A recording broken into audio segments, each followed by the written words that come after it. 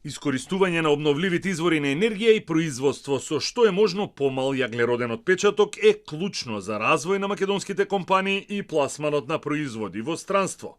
Но микро, малите и средните компании речиси и да не се запознаени со предностите, па затоа вложуваат многу мали суми во трансфер кон обновливи извори. Ова се резултатите од истражувањето на Бизнис конфедерацијата за процесот на транзиција кон обновливи извори и намалување на негативниот ефект врз животната средина. Надлежните институции мора поефикасно да работат на оваа проблематика и да креираат политики и стратегии.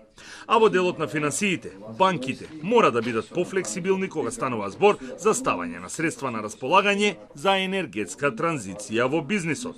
Нашата порака е дека банките, освен системот за усогласување со животната средина, со доброто владење и со социјалните политики, познати од ESG, ќе треба на некој начин и да почнат да размислуваат на финансирање на инвестиции со фокус на зелената агенда или Парискиот договор.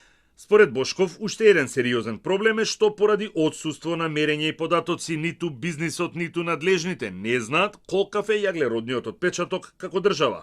Фирмите кои извезуваат ќе имаат дополнителни давачки бидејќи нема да имаат сертификат дека за нивните производи е користена енергија од обновливи извори.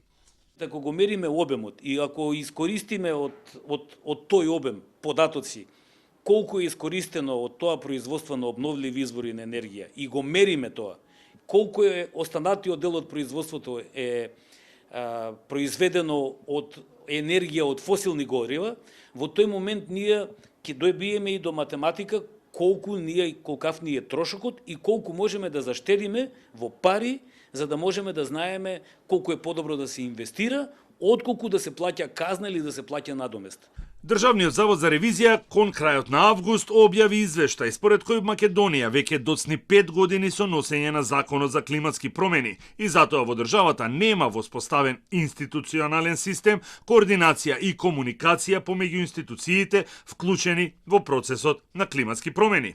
Во Македонија исто така 5 години не е измерена емисијата на испуштени стакленички гасови и затоа е речиси невозможно да се креираат политики за управување со климатските промени.